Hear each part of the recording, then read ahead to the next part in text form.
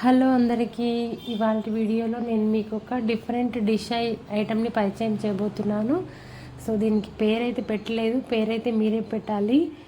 So నేను దీన్ని టిఫిన్కి ట్రై చేశాను. సో మీరు స్నాక్ ఐటమ్గా కూడా చేసుకోవచ్చు.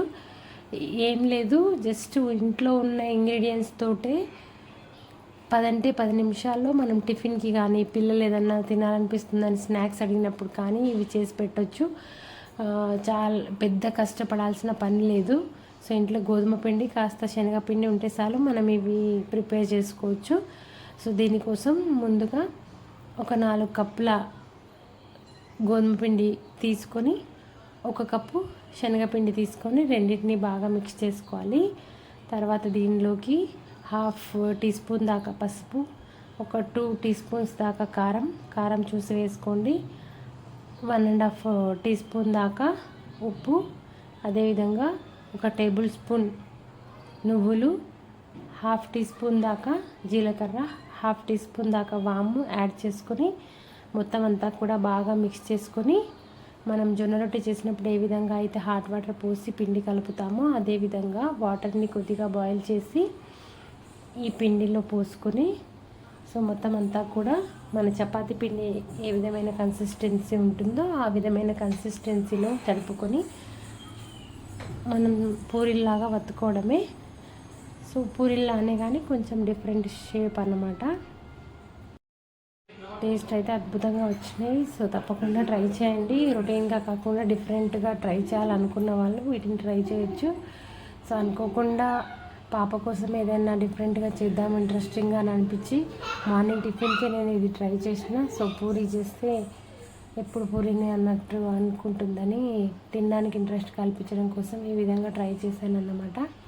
సో రెండింటిని మొత్తం అన్నీ కూడా యాడ్ చేసిన తర్వాత మొత్తం అంతా కూడా బాగా కలుపుకొని హాట్ వాటర్ యాడ్ చేసుకొని మనం చిన్న పూరీలకి ఏ సైజ్ అయితే ఉండలు చేస్తామో పిండివి ఆ విధంగా ఉండలు చేసుకొని, సో చిన్న పూరిలాగా వత్తుకొని మధ్యలో ఏదైనా చిన్న గ్లాసు కానీ చిన్న సైజు కప్పు కానీ తీసుకొని మనం ఆ హోల్ పార్ట్ తీసేసినట్టయితే మనకి తీసేసి సో డీప్ ఫ్రై చేసుకున్నట్టయితే మనకి యమ్మీ టేస్టీ పూరీలు రెడీ అయిపోతాయి. సో పేరైతే పెట్టలేదు, ఏ పేరు పెట్టాలో అర్థం కాక పెట్టలేదు. సో మీరే ఏదైనా పేరు ఊహించుకోండి, పెట్టుకోండి. సో ఇప్పుడైతే ఈ విధంగా ఉల్లెలన్నీ చేసుకొని, సో చూడండి కొద్దిగా ఆయిల్ రాసుకొని చేతికి ఈ విధంగా పూరీలాగా వత్తుకొని వీడియోలో చూపించిన విధంగా మరీ పెద్ద చపాతీలాగా చేసినట్టయితే మనకు తీసి డీప్ ఫ్రై చేసేటప్పుడు చిరిగిపోతుంది. కాబట్టి మినిమం మనం పూరీలు ఏ సైజులో చేస్తామో ఆ సైజులో చేసుకొని వీడియోలో చూపించిన విధంగా నేనైతే ఒక చిన్న గ్లాస్ తీసుకున్నా. ఆ గ్లాస్తో ఈ విధంగా మధ్యలో పార్ట్ని తీసేసి దీన్ని ఇప్పుడు డీప్ ఫ్రై చేసుకోవాలి. సో డీప్ ఫ్రై చేసేటప్పుడు తీసుకోవాల్సిన జాగ్రత్త ఏంటి అంటే, ఫ్లేమ్ అనేది సిమ్లో ఉంచుకొని కాస్త ఎక్కువసేపు ఆయిల్లో ఫ్రై అవ్వనివ్వాలి. అప్పుడే క్రిస్పీనెస్ అనేది వస్తుంది.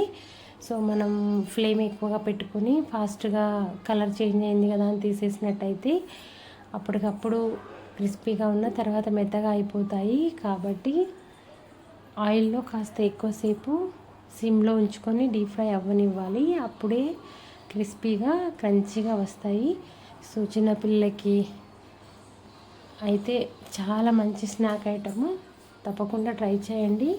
ఇదండి ఇవాళ వీడియో. మీకు నచ్చినట్టయితే లైక్ చేయండి, షేర్ చేయండి, సబ్స్క్రైబ్ చేసుకోండి మన ఛానల్ని. థ్యాంక్స్ ఫర్ వాచింగ్ అండి. బాయ్.